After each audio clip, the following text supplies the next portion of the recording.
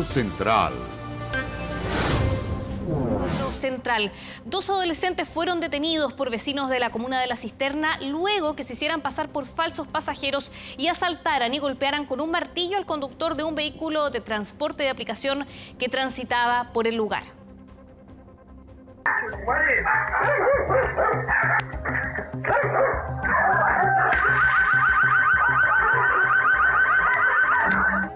Violento asalto que terminó con un mal final para los delincuentes gracias a la unión de los vecinos en calle Argentina.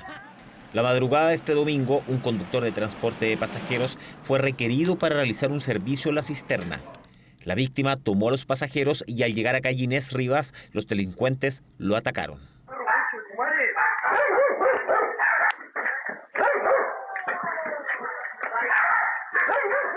El conductor incluso fue golpeado con un martillo para que dejara de oponer resistencia. Al escuchar los ruidos, los vecinos activaron las alarmas comunitarias. ¡Mamá!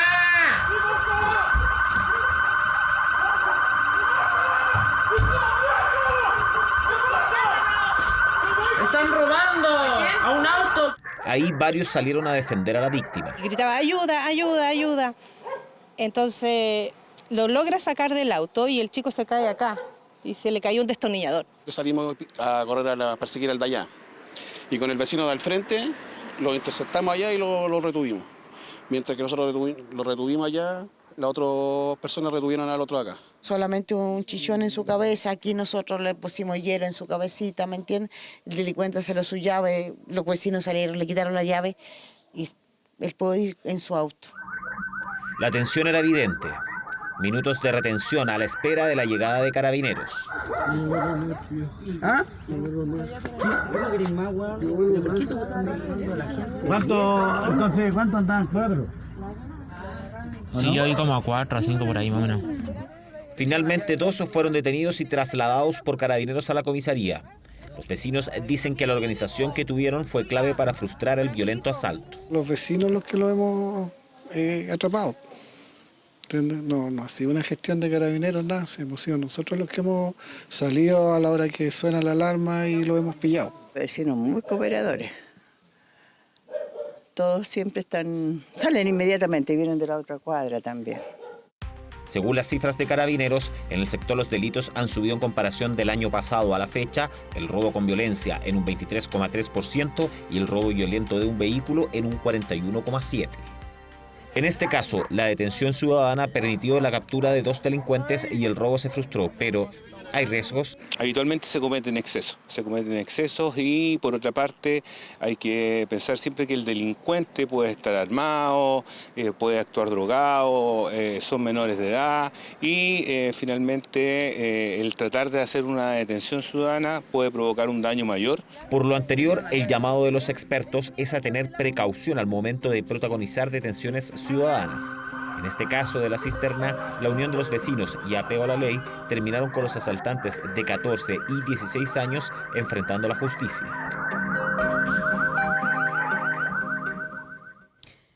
Más de 500 mensajes entre Sergio Muñoz y Luis Hermosilla dejaron en evidencia la filtración de investigaciones reservadas por parte del ahora exdirector de la PDI. Según constató Ciper Chile, el ex policía entregó antecedentes de 12 indagatorias al abogado.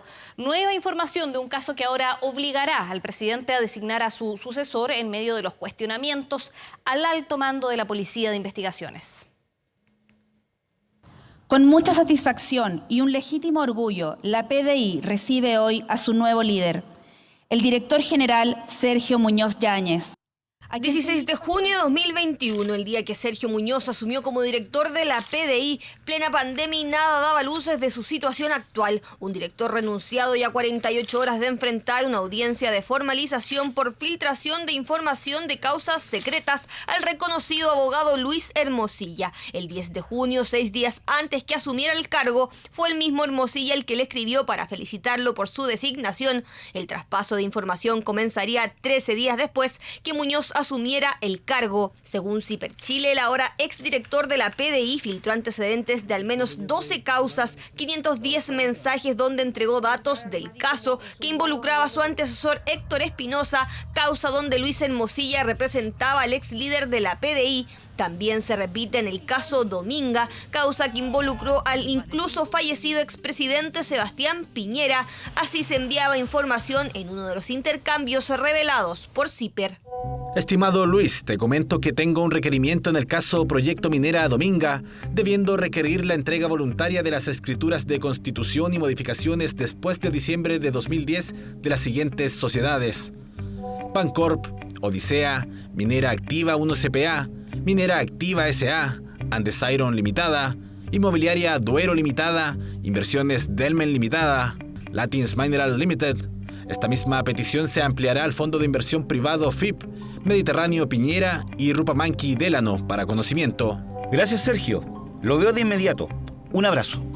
Estas filtraciones pueden tener que ver con la deficiencia en la investigación y que nosotros haremos valer como un antecedente para que se rechace el sobreseimiento que está solicitando el Ministerio Público.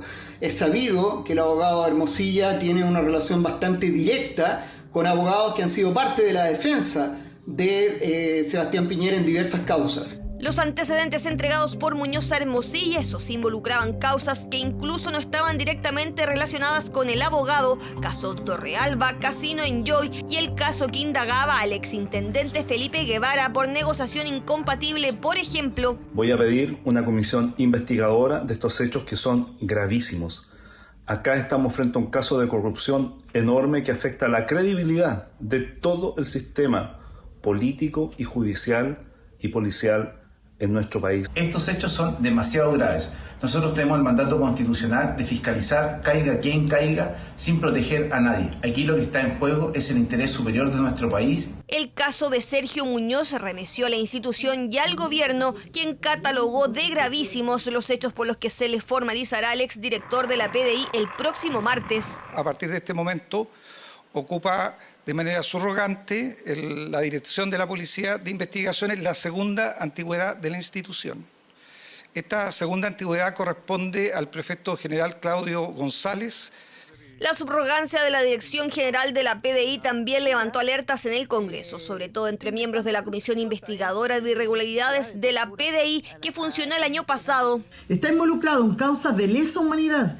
Fue denunciado por participar cuando era alumno de la Escuela de Investigaciones en clase teórico-prácticas de tortura, aplicando corriente con un instrumento llamado la lora a uno de sus compañeros. La diputada que integró la comisión se refiere al caso de Mauricio Flores, un excompañero del ahora director subrogante de la PDI, que acusó a González de haber participado en un caso de tortura en su contra cuando ambos eran alumnos de la Escuela de Formación en la década de los 80. Fue golpeado, fue mojado, se le aplicó electricidad en su cuerpo, humillado frente al resto del plantel policial, y a vista y paciencia de todos, esa situación se mantuvo oculta. Le quiero comentar que me llama mucho la atención que una persona que yo no conozco, que no sé al alero de qué él está utilizando mi nombre, cuando no podría decir, no es funcionario, tengo entendido, yo escuché en algún minuto que él fue funcionario de 4 años, ni siquiera estaba cuando yo era aspirante. La versión del ahora director general subrogante corresponde a la entregada en la Comisión Investigadora de la Cámara de Diputados el año pasado,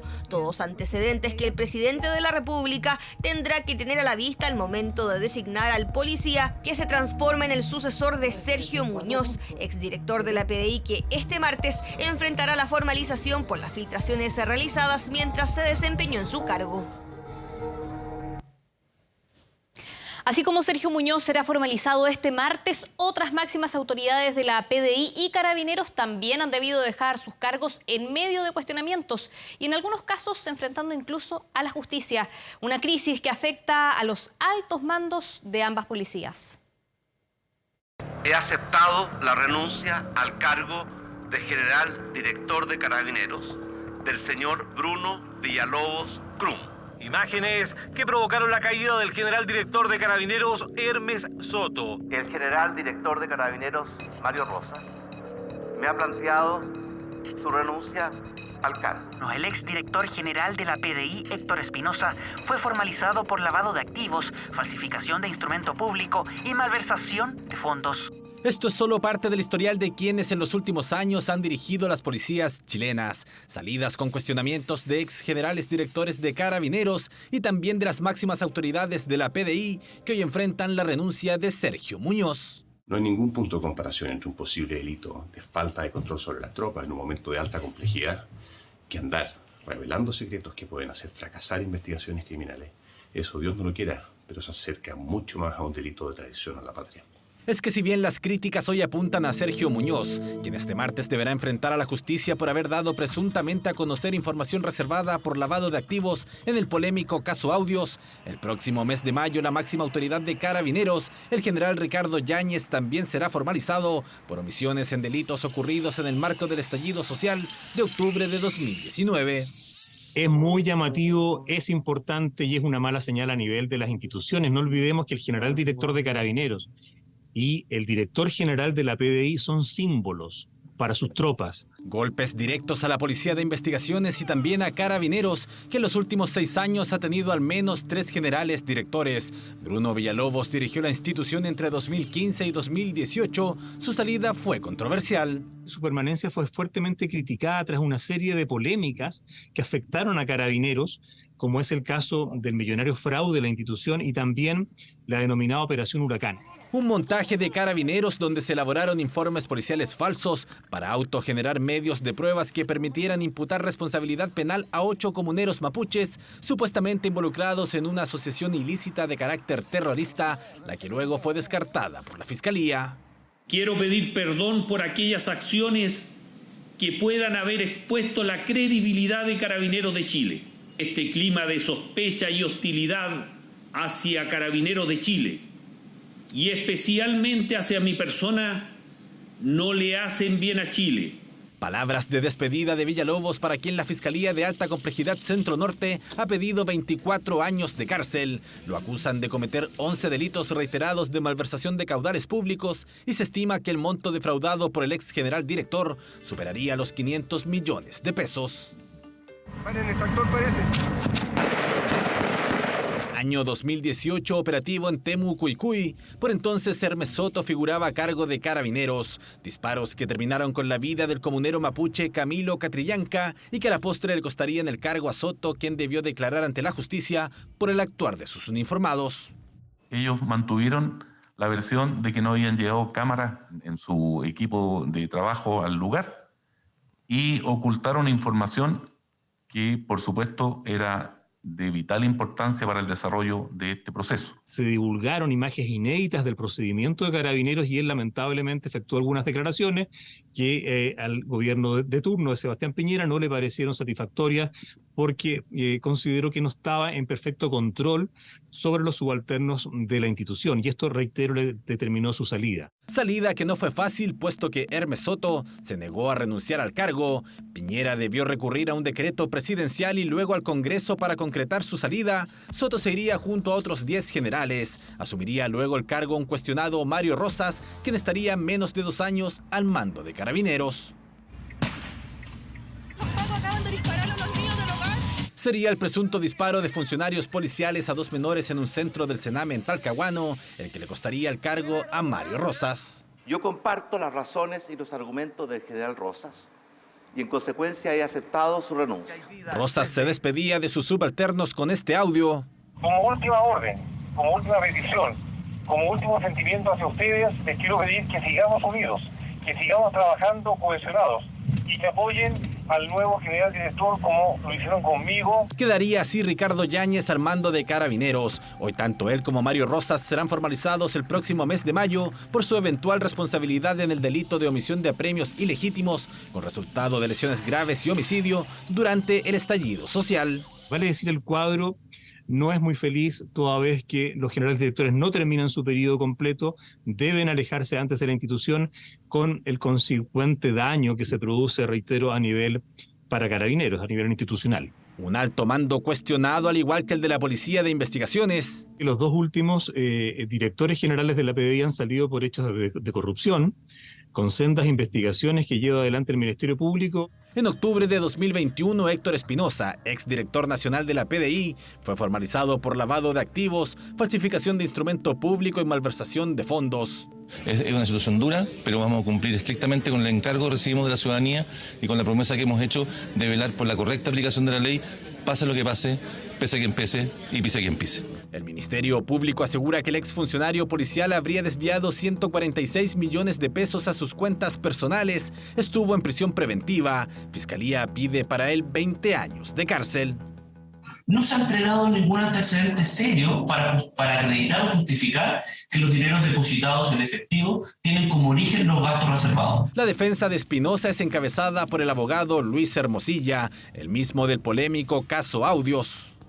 Necesitamos una caja para gastos, una caja negra, porque parte importante de esta hueá se arreglan con plata que se pasan así. Es justamente el traspaso de información privilegiada a Hermosilla respecto de la investigación contra Héctor Espinosa lo que gatilló la salida del ahora exdirector nacional de la PDI, Sergio Muñoz. Una vez detectadas esas anomalías, alejados estos directores generales de la PDI, lo que hay que hacer rápidamente por parte del gobierno es nombrar nuevos altos mandos con gente que viene abajo, con camadas, con muchos bríos, con mucho compromiso. No hay que juzgar una institución completa por 2 o 3 personajes que hoy día están ocupando cargos en el alto mando. Es el historial de las máximas autoridades de 2 de las instituciones más importantes de nuestro país, entidades encargadas de luchar contra la delincuencia y que este martes tendrán en el banquillo de los acusados a quien hasta el viernes figuraba como el director nacional de la Policía de Investigaciones.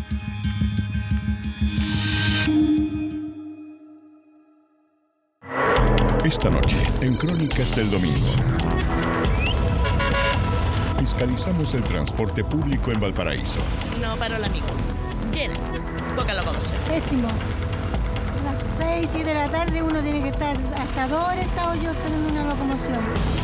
Y la desenfrenada cacería de pasajeros. El conductor anduvo casi a los 90 kilómetros por hora en una zona que está permitido solo hasta 70 kilómetros por hora.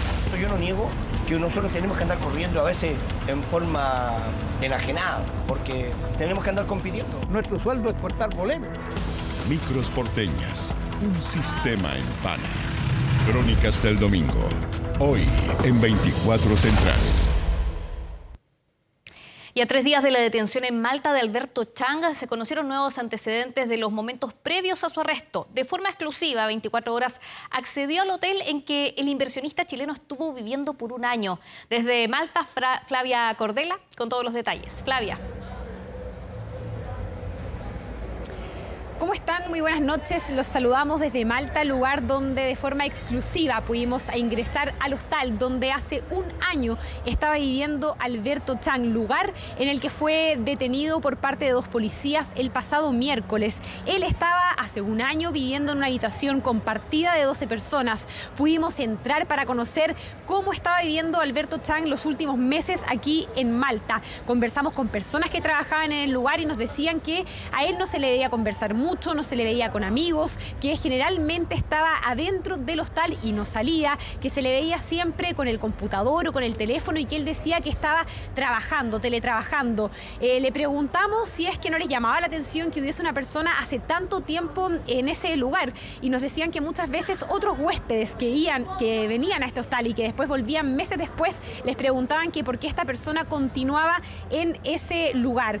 El día miércoles fueron 2 policías los que llegaron hasta el hostal luego de que una persona denunciara que su tarjeta de crédito había sido clonada y que se había hecho una transferencia específicamente para ese hotel. Pasemos a revisar el siguiente informe que da cuenta de toda esta situación que se está viviendo aquí en Malta. Thank you very much and good afternoon and thank you for coming.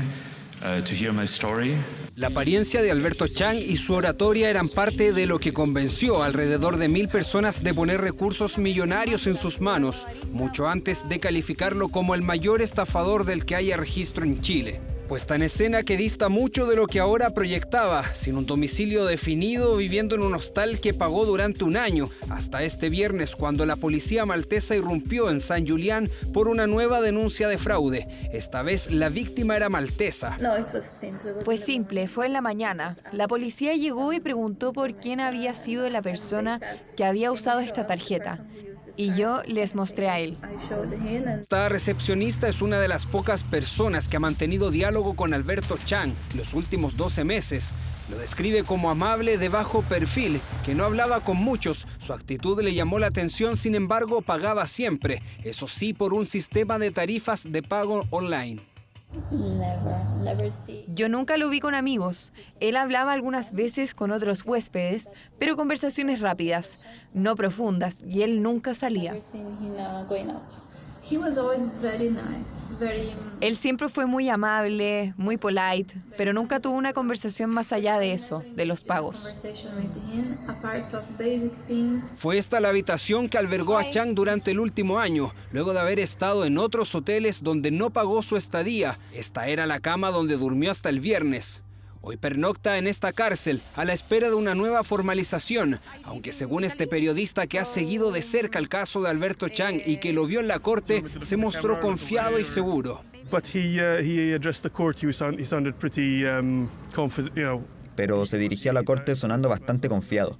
Es un hombre de negocios, sabe cómo proyectarse. Pero él no sonó dubitativo en lo absoluto. Pero no sé, no lo conozco muy bien.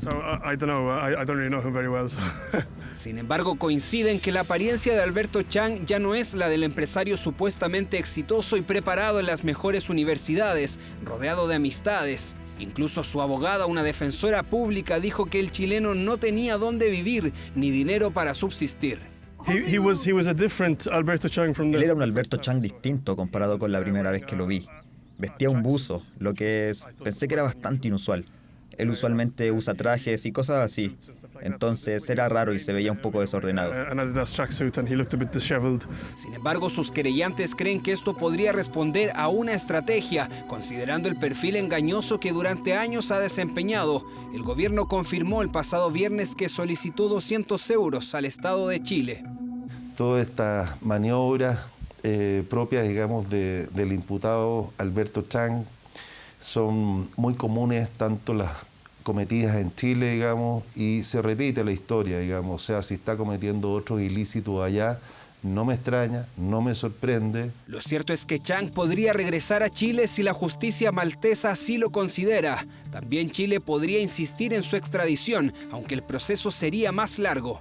Si el Estado de Malta decide, en virtud de la infracción de Alberto Chang en 2024 contra una ciudadana maltesa, expulsarlo del país o deportarlo hacia Chile, es muy bienvenido porque todavía estamos dentro de los plazos que permiten continuar el juzgamiento contra Alberto Chang. Es la oportunidad para que las autoridades en Chile, el Ministerio Público, a través de la UCIEX, a través del gobierno, es decir, a través de la Cancillería, tomen la decisión y hagan todas las gestiones diplomáticas respectivas. Alberto Chang por ahora se encuentra tras las rejas y en los próximos días tendrá que comparecer nuevamente ante el Tribunal de Malta.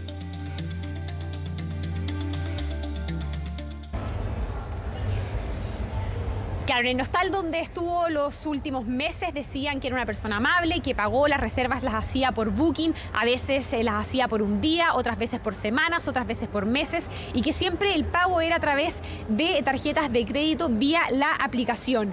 ¿Qué va a pasar en los próximos días? Serán jornadas clave. La abogada que lo está representando, una abogada pública, ya que Alberto Chang no tiene plata para conseguir su propio abogado, dijo que no iba a hacer perder tiempo al tribunal pidiendo que él pagara la fianza o que cumpliera esta medida de la prisión en un arresto domiciliario porque no tenía domicilio aquí en Malta. Se espera que en las próximas jornadas se fije una fecha para una audiencia. En esa audiencia los persecutores deberían entregar distintos detalles para saber qué va a pasar si es que comienza o no una investigación sobre este caso y si Alberto Chang va a continuar detenido acá en la cárcel de Malta. ¿Habrá una deportación? Son de algunas de las preguntas que aún queda por responder, por lo tanto vamos a seguir muy atentos a las siguientes jornadas para ver cómo se sigue desarrollando esta situación. De todas maneras, gracias Flavia Cordela por tu informe desde Malta. Buenas noches.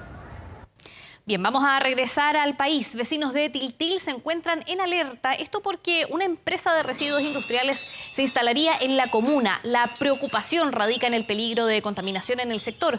Más detalles en el siguiente informe. Decretada como una zona de rezago, donde se ha empeorado la calidad de vida de sus residentes. donde hay 49 focos contaminantes que corresponden a distintas empresas. Los habitantes de Tiltil luchan con la alta carga de contaminación con la que viven. Hoy se manifestaron en contra de un nuevo plan. Un proyecto que considera una inversión de $85 millones y que se revisará este lunes en el Comité de Ministros. Se trata de un proyecto que desarrollará actividades de valorización, reciclaje, recuperación y eliminación final de residuos industriales. 9 años lleva intentando la compañía francesa Ciclo constituir el proyecto Centro Integral de Gestión de Residuos Industriales en la comuna de Tiltil. Sería la empresa número 50 contaminante sobre una empresa que lleva cerca de 10 años intentando instalarse en nuestro territorio por principios económicos por sobre la salud de nuestros vecinos y vecinas. Tiltil es la ubicación de la región metropolitana que se cumple con la regulación de uso de suelos aplicables y que la normativa lo permite.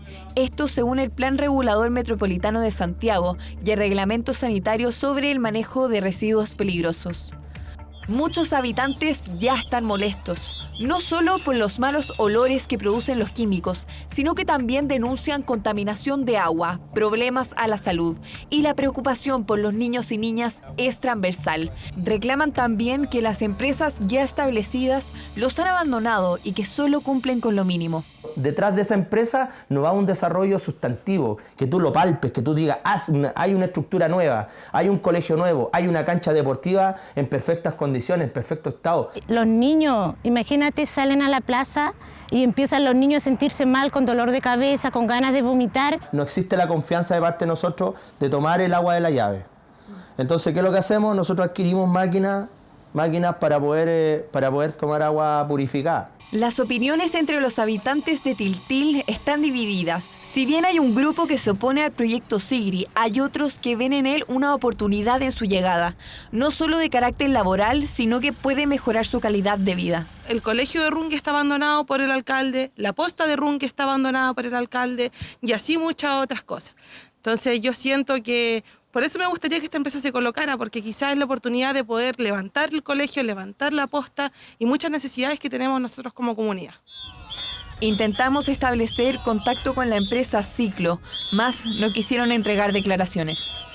Este lunes, los habitantes de Tiltil, contrarios al proyecto Sigri de la empresa Ciclo, se manifestarán a las 8 de la mañana fuera de SEA, donde le comunicarán a la ciudadanía lo que ocurrirá con este proyecto que tiene divididos a los tiltilanos.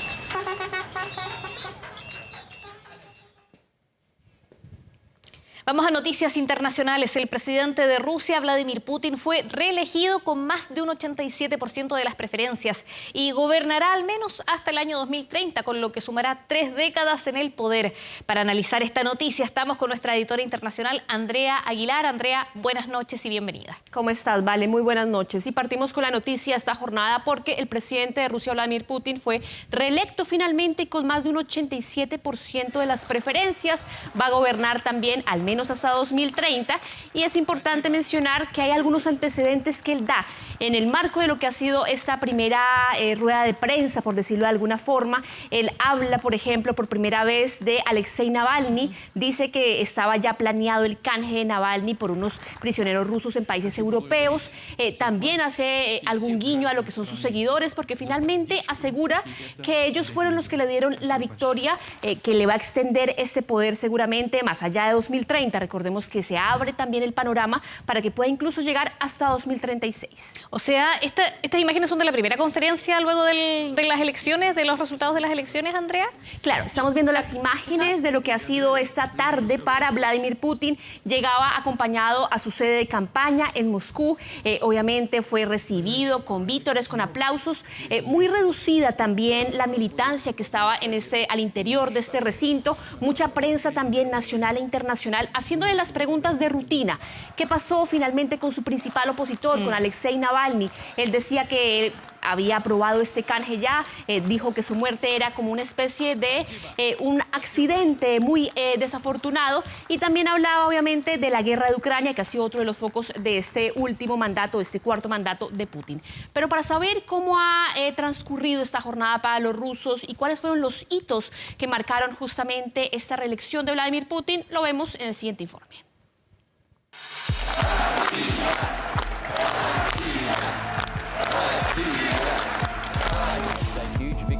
Una gran victoria para Vladimir Putin, quien ganó las elecciones de Rusia con un 87% de los votos. Y quiero poner la palabra elecciones entre comillas, porque no son unas elecciones si ya se sabían los resultados. Comillas y expresiones de sarcasmo de la prensa occidental para informar un resultado que se sabía incluso desde antes que se abrieran las urnas en Rusia. Putin Vladimir, 15.755.224 votos, que es el 87.97%. Primeros resultados oficiales que con apenas un 24% de los votos escrutados bastó para que los tres candidatos que se enfrentaban a Putin reconocieran su victoria y dieran un paso al costado, en medio de sus acotadas votaciones en el último día de los comicios. El tercer día de votaciones estuvo marcado por las kilométricas filas que se registraron en decenas de centros de votación en distintas ciudades a las 12 del día hora local, cuando la oposición en el exilio había llamado a acudir masivamente a las urnas como una protesta silenciosa llamada Mediodía contra Putin. Pero las filas no fueron solamente en Rusia. En varias capitales europeas, los exiliados acudieron a las embajadas para hacer sentir su voz de protesta desde la distancia. No hemos sido escuchados en los últimos 30 años, por eso nos fuimos, pero incluso aquí, lejos de Rusia, sentimos las consecuencias de no ser escuchados. Los rusos en Berlín optaron por hacer literalmente tiras el tarjetón de votación y unirse a la multitud que coreaba consignas en contra de Vladimir Putin, una escena que se repitió en varias ciudades europeas. Pero sin duda el momento más emotivo para los opositores al gobierno ruso fue la aparición de Yulia Navalnaya, la viuda del fallecido disidente Alexei Navalny, quien recibió diversas muestras de cariño a su llegada a la protesta en la capital alemana, en la que vive exiliada con sus 2 hijos. Tras confirmarse la victoria de Putin, el mandatario, que ahora seguirá en el poder al menos hasta 2030, se acercó a su sede de campaña en la que agradeció a sus seguidores y respondió a las críticas de Occidente.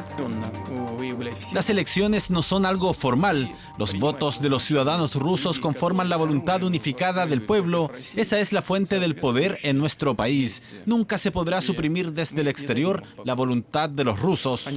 Una voluntad popular que en las más de 2 décadas que lleva en el poder ha ido creciendo aparentemente de forma sostenida durante cada uno de sus mandatos, desde el año 2000 llegando a un 87,97% de los votos en las elecciones de este domingo. Estados Unidos reaccionó a la reelección de Putin señalando que es obvio que no fueron ni libres ni justas, porque encarceló a sus opositores para evitar que se presentaran como candidatos. En la misma línea se pronunció el presidente de Ucrania, Volodymyr Zelensky. No hay ni una pizca de legitimidad en esta simulación de elecciones. Todo el mundo entiende que el dictador ruso, como ha sucedido muchas veces en la historia, se ha enfermado por el poder y está haciendo todo lo posible para gobernar para siempre.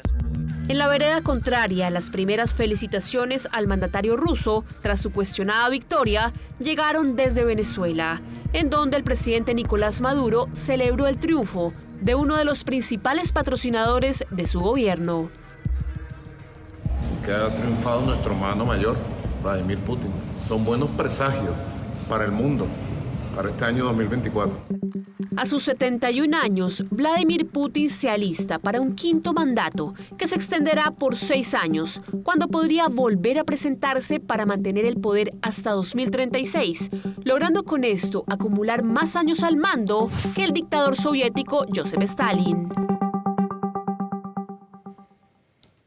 Bueno, veíamos imágenes con 90 años de diferencia, pero que dejan claro que Putin superará esos 29 años que estuvo Stalin en el poder entre 1924 y 1953. Pero vamos a ver, Vale, también y a revisar cuáles son los 10 momentos claves de estos 25 años que lleva Vladimir Putin en el poder. Vamos a partir en 1999, porque es ahí cuando él asume como primer ministro de Rusia. Era de cierta forma el protegido de Boris Yeltsin, y es ese mismo año en el el que él asume interinamente por primera vez como presidente, cuando, recordemos, Yeltsin deja el poder precipitadamente. Luego de esto, de 2000 a 2004, va a ser ese primer periodo en el que él finalmente llega a la presidencia a través de los votos. En ese momento tenía cerca del 53% de las preferencias.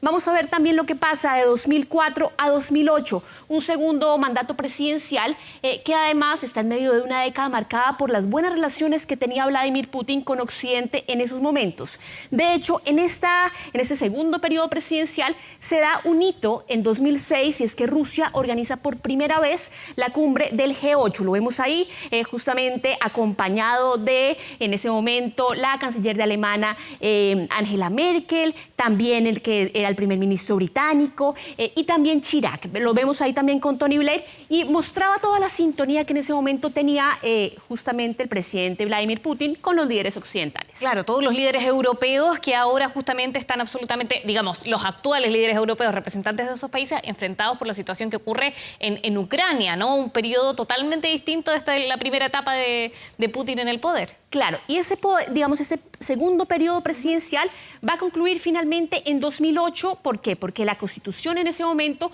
no le permitía que se propusiera para un tercer mandato consecutivo. Y es en ese momento en el que él pasa a ser de cierta forma el poder a la sombra, porque termina siendo nuevamente primer ministro durante esos años, esos 4 años finalmente, que concluyen en 2012, cuando se da su tercer periodo presidencial. 2012-2018, y en donde finalmente también se empieza a dar algún tipo de cuestionamiento a su liderazgo, y además de esto, en ese momento gana con el 63% de los votos. En este periodo se va a producir un hecho clave, que es la anexión de Rusia a Crimea en 2014, hace exactamente 10 años, cuando esto marca un punto de quiebre fundamental en la relación con Ucrania, con su vecino, y finalmente esto es casi que el génesis de lo que estamos viendo actualmente en la guerra de Ucrania.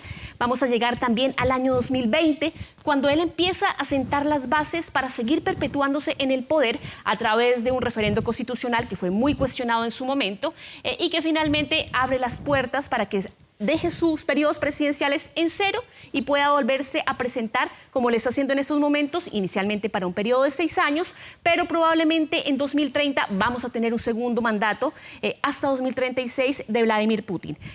Vemos también 2022, que ha sido quizás uno de los puntos claves, que ha sido también la guerra en Ucrania, esta invasión, que él de cierta forma genera y anuncia como una operación especial, y en ese momento todos los líderes occidentales, que tú lo mencionabas muy bien, en esa primera década del mandato de Putin, finalmente le dan la espalda, lo dejan aislado, y llegamos a este último periodo presidencial, 2018-2024, que es el cuarto periodo, el más cuestionado, en donde finalmente se aísla también de lo que es la comunidad internacional, o al menos la parte occidental de esa comunidad, y se prepara entonces para un quinto mandato con unas consecuencias que de momento son impredecibles. Claro, ahora tenemos a Macron, el presidente de Francia, evaluando enviar tropas a Ucrania, lo que desencadenaría un conflicto mayor en Europa, así lo ha dicho Vladimir Putin. Y también tenemos a una Rusia, Andrea, más cercana a China, más cercana a India, no ya mirando hacia Europa, sino que mirando un poco más hacia Asia, hacia el otro lado, ¿no? Recordemos que Rusia además es un tremendo país con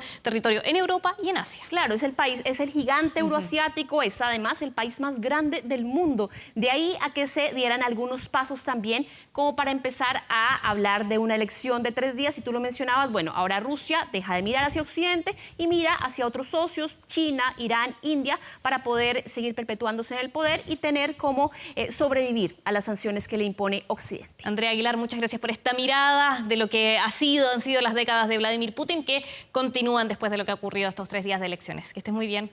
Que estén bien, buenas noches. Bien, regresamos al país. Les contamos que vecinos de Concón grabaron a sujetos robando plantas en un parque. Consideran que la situación es indignante, pues dañaron parte de los arbustos de la zona. Al llegar Seguridad Ciudadana, los involucrados afirmaron que las utilizarían para el Domingo de Ramos.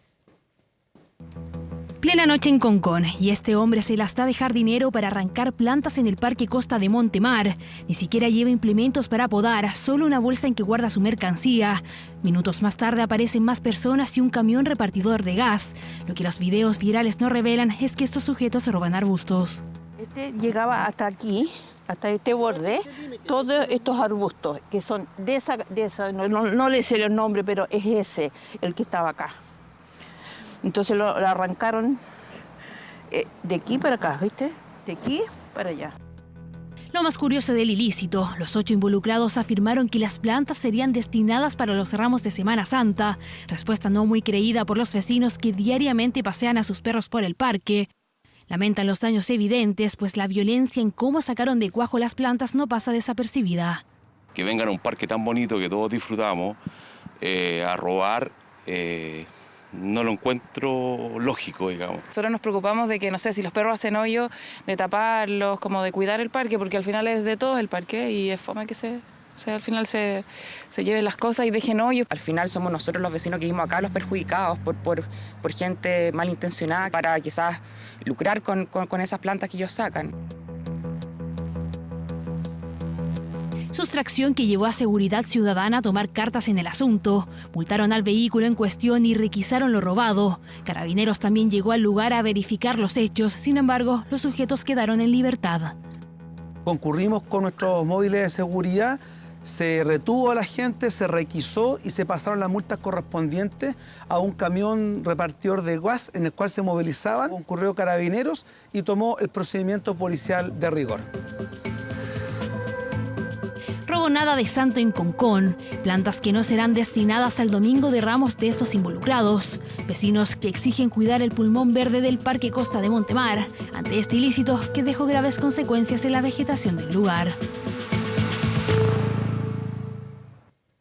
Y esto es preocupante porque un estudio mundial realizado por la prestigiosa revista británica The Lancet sitúa a Chile como el país con mayor obesidad infantil en América Latina, tanto en niños como en niñas. Estadísticas que resaltan la urgencia de abordar este problema de salud pública. De 10 niños, 7 presentan obesidad y sobrepeso. La obesidad es la mayor causa de enfermedades en Chile hoy.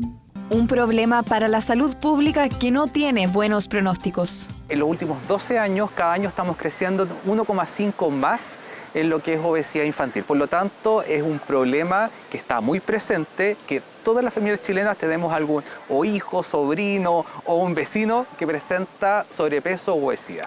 Chile se ha convertido en el país de América Latina con mayor índice de obesidad en niños, según un estudio mundial de la prestigiosa revista británica The Lancet. Este reveló que la prevalencia de obesidad en niñas llegó al 20%, posicionando al país como el único de la región que alcanzó ese porcentaje en el periodo comprendido entre 1990 y 2022. La situación entre los niños es aún peor, puesto que experimentan una tasa de obesidad del 30%, también la más alta de Latinoamérica. Hemos crecido de forma más acelerada que los otros países, por lo tanto quizá en 5 años más, en 10 años más, vamos a estar liderando ese ranking. El tratamiento de la obesidad es muchísimo más difícil que la prevención.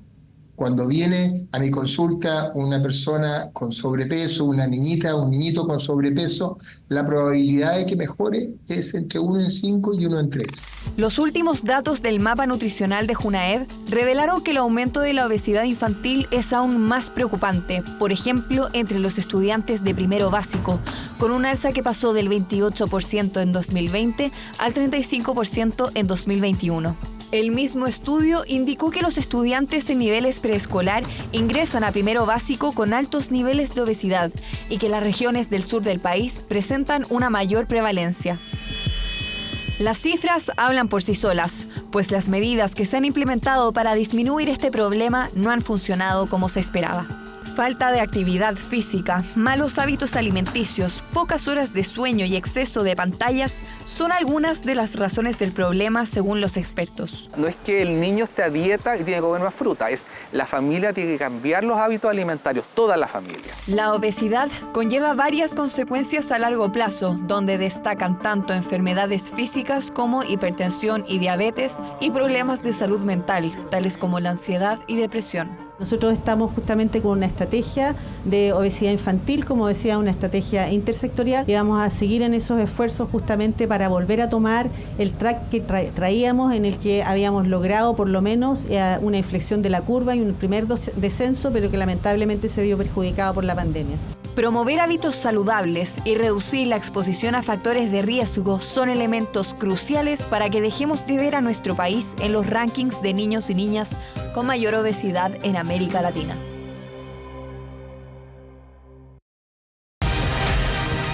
Crónicas del domingo.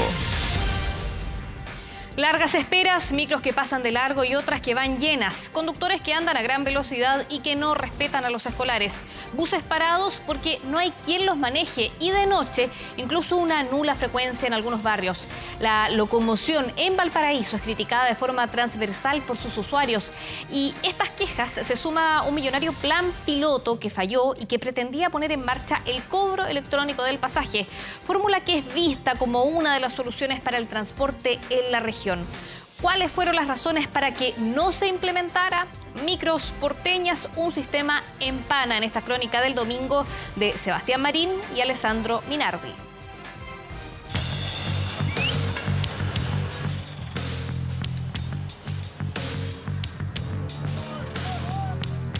Para conocer la experiencia del transporte público acá en la Quinta Región nos acompaña don Roberto Casas, a quien acompañaremos a su hogar en Laguna Verde. Cuando son las 19:25 horas nos venimos acá al paradero a esperar la 520.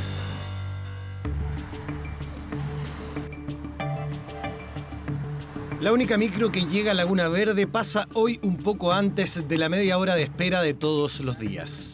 Ayer mismo a esta hora no pasó. Si la encuentro al tiro en la micro, por ejemplo, me puedo demorar 1 hora y media. Pero si no la encuentro al tiro, me puedo demorarme 2 horas, 2 horas y media. Más de 3 horas al día debe andar en micro Roberto Casas.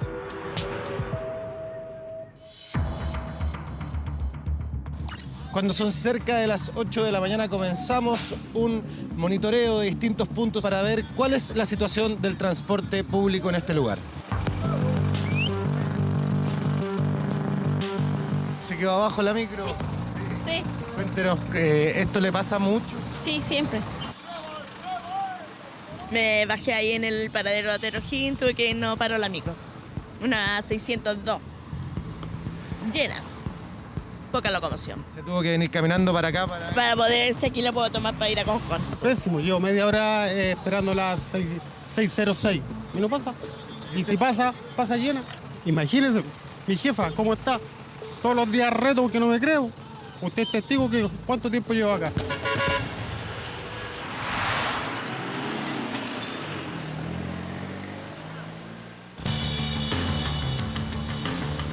Nos trasladamos ahora a otro punto de Viña del Mar, específicamente en Avenida Libertad, donde también veremos cómo está funcionando el transporte en este lugar. Es una cada 1 hora, no pasa seguido y no hay más. Súper malo, lo más ordinario que hay. No hay micro, sobre todo en el Cerro Alegre. Hay una micro para todo el sector, las D3. No hay cifras oficiales, pero se habla que faltan conductores y que disminuyen un 40% los pasajeros el 2023. Según el Sindicato Interempresas de Conductores de la región de Valparaíso, 800 micros quedan guardadas cada día porque no tienen chofer. Trabajadores cuyo sueldo depende del corte de boletos, un sistema que repercute directamente a los usuarios.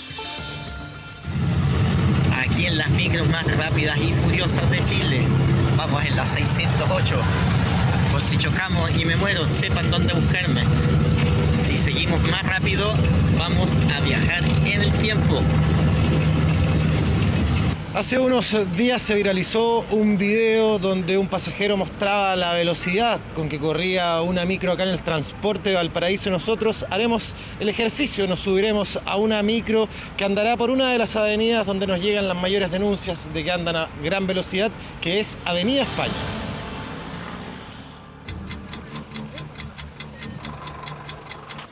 En esta experiencia que tuvimos arriba de esta micro nos pudimos percatar de que a veces la velocidad llegaba a los 80 kilómetros por hora, pese a que eran zonas donde la señalética hablaba de que uno tenía que andar a 50 kilómetros por hora, a lo más 70 kilómetros. Nosotros andamos corriendo, andamos collereando. Yo no niego que nosotros tenemos que andar corriendo a veces en forma enajenada, y no lo voy a negar. Todo conductor ha corrido como loco en su oportunidad en los años de trabajo, porque tenemos que andar compitiendo. Una competencia cuyo fin es cortar más boletos y así mejorar el sueldo. Y de repente hay problemas de calle, de choque, de atropello, de todas las cosas, porque el conductor no está haciendo una sola pega.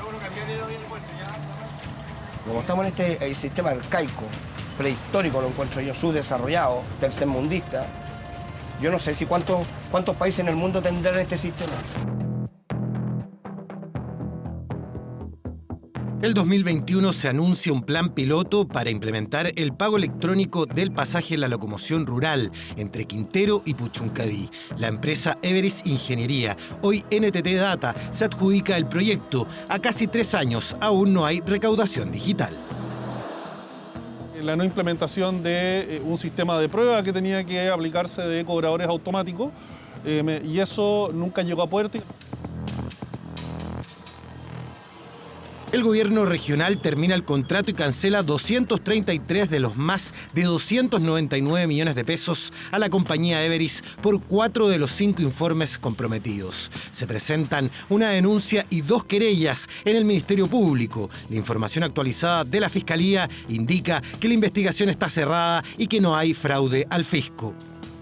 Hay una responsabilidad que tiene que ver con que se han gastado muchos recursos en estas empresas privadas y que sin embargo hasta ahora no han cumplido con ninguna de las condiciones que se les aplican. Entonces creo que el pago electrónico es un tema, pero lo principal acá, más allá de este estudio que usted menciona, tiene que ver con la falta de voluntad y la total impunidad con que estas empresas incumplen todo tipo de obligaciones y requerimientos del Estado. Pero, ¿por qué falla el plan piloto? Nos venimos acá a Avenida Pedro Montt, una de las calles icónicas de Valparaíso, para constatar cómo funciona el transporte a esta hora, que es una de las más concurridas en este lugar. Los micros pasan rápido, no paran, si ven mucha gente, más cuando están los estudiantes, menos. Ve que uno paga escolar, te tiran las monedas, te tratan mal y no es culpa de nosotros realmente. Se enojan cuando uno paga con la tarjeta nacional estudiantil, siendo que es una ley y un derecho. No nos dan el boleto. Nuestro sueldo es cortar boletos. Si yo lleno la micro con puro estudiante, voy a decirme, voy a ganarme ¿cuánto? 20 lucas. Pero si la lleno con toda gente que me pague, voy a hacerle 50, 60 lucas a la vuelta. Mala la locomoción. Hasta cierta hora pasa y después te quedaste botado y ahí llegaste nomás. Pésimo. A las 6, 7 de la tarde uno tiene que estar hasta 2 horas estado yo esperando una locomoción. No pasan. Hay ciertas vías que corren más. Por ejemplo, cuando van a Concón, en lugares como Salinas y ese tipo de lugares donde como no hay muchos semáforos, corren mucho. Ya hicimos el tramo que viene desde Valparaíso a Viña por Avenida España y ahora será el momento de hacer contrario, desde Viña hacia Valparaíso. El conductor anduvo casi a los 90 kilómetros por hora en una zona que está permitido solo hasta 70 kilómetros por hora. Además, otra irregularidad, cuando fuimos a pagar nuestro boleto, no nos dieron boleto y nos cobraron más de lo que correspondía. Aquí haciendo turismo, aventura y de riesgo en la micro desde Viña Valparaíso. Nuestros 2 ejercicios periodísticos constatan una realidad habitual en la región, pero el problema es mayor. Los vecinos del sector de Chorrillos, en Viña del Mar, denuncian. Lamentablemente, son solo 4 micros diarias. Entonces, por lo general trabaja con 3. Usted comprenderá que 3 micros diarias para un barrio completo no es nada. Ha habido situaciones en que tenemos una micro. Por ejemplo, el día domingo estamos probando recién con una micro hasta la 1 de la tarde. ¿Qué es lo que pasa, por ejemplo, en la noche? No tenemos ninguna forma de transportarnos. Muchos conductores nos salimos a trabajar en la noche por el tema de la inseguridad, porque andamos trayendo plata, entonces nos exponemos Imagínense que entran a las 11 de la noche, que este es un barrio más o menos complicado. Imagínense. Yo me expongo en cualquier momento a que me cogoteen, que me pongan una cuchilla, que me lleven el dinero, que me lleven mis pertenencias personales.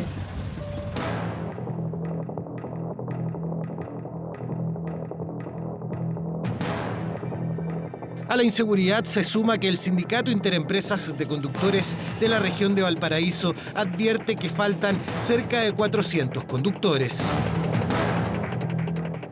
No hay conductores porque en realidad el conductor se prefiere ir para las minas, a cualquier otra empresa donde trabaje sus 7 horas y media y se vaya a la casa a fin de mes va y cobra su sueldo. Yo salgo a las 6 de la mañana a mi casa y llego hasta las 9 de la noche, 10 de la noche. Yo estoy 14, 15 horas en este trabajo diario. Yo conduzco 12 horas diarias. Yo me doy 4 vueltas, cada vuelta tiene 3 horas y algo, más la espera, todo. Yo estoy 15 horas en el terminal todos los días. El plan piloto para implementar el pago electrónico en las micros no se concreta. El Estado cancela el 75% de lo acordado en el contrato a la empresa de ingeniería que implementaría el proyecto. Se pagan 233 millones de pesos por 4 de los 5 informes comprometidos. Posterior a la entrega del informe número 4 y por razones ajenas al Ministerio de Transporte, el proyecto no pudo concretarse, quedando pendiente la última fase.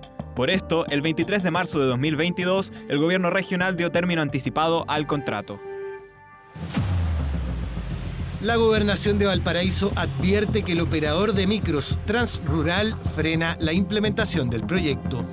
A propósito de la negativa del operador de permitir un ingreso a los fiscalizadores, es que la etapa quinta se vio imposibilitada de ser desarrollada, pues se requiere un análisis de la evolución del sistema en funcionamiento.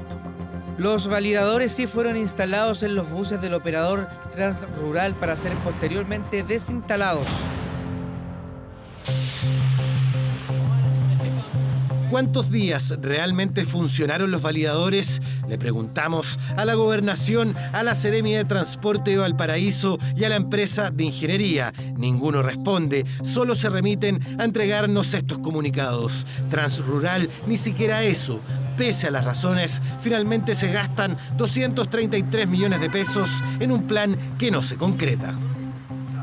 Uno pudiese solicitar la anulación del contrato porque no se cumple un supuesto original, que es el que exista el plan piloto que quiero evaluar.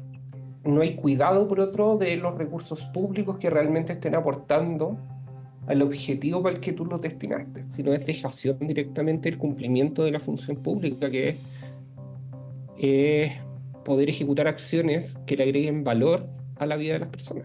Esas platas que se pagaron, 230 y tantos millones de pesos, podrían haber servido para capacitar, para enseñar o comprometerlos con alguna escuela de conductores para que crear nuevos conductores profesionales. Las organizaciones sociales se logran unir y llegan al Congreso a presentar un proyecto de ley que pretende involucrar al Estado en el sistema de transporte de Valparaíso, el que actualmente es esencialmente privado. Pueda tener las condiciones mínimas para garantizar un mejor servicio, que el equipamiento y la infraestructura estén acorde, que los paraderos también puedan estar acorde en cuanto a luminarias, en cuanto a seguridad, en cuanto a cámaras.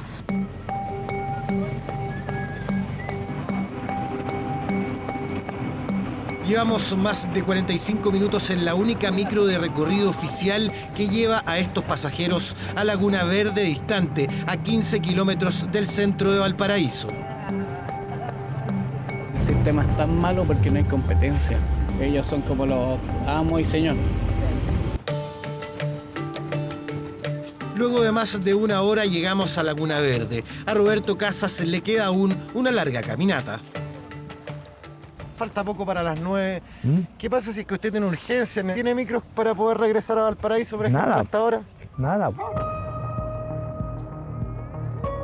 El desgaste de Roberto y todos los pasajeros de la región bien merece un gran esfuerzo para terminar con los graves problemas del transporte público que se arrastran hace más de una década y que nuevamente aspiran a una solución en la ya anunciada licitación del próximo año, que entre otras cosas sumaría cobradores digitales y buses eléctricos.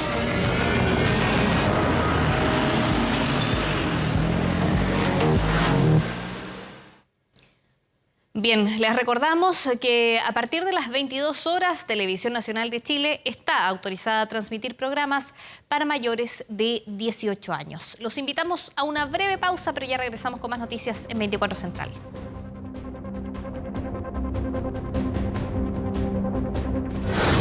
Ya volvemos con 24 Central. 24horas.cl. El bono al trabajo de la mujer consiste en un beneficio monetario entregado por el Estado a las personas que cumplan con una serie de requisitos. La ayuda tiene como objetivo incentivar la incorporación de las mujeres al mercado laboral y aumentar sus ingresos mensuales o anuales por 4 años. Para conocer más detalles sobre este aporte, los invitamos a revisar toda la información que tenemos disponible en nuestro portal de noticias 24horas.cl. 10:35, llegamos al final de 24 Central. Lo invitamos, por supuesto, a quedarse en compañía de TVN y le deseamos un excelente inicio de semana. Que tengan muy buenas noches.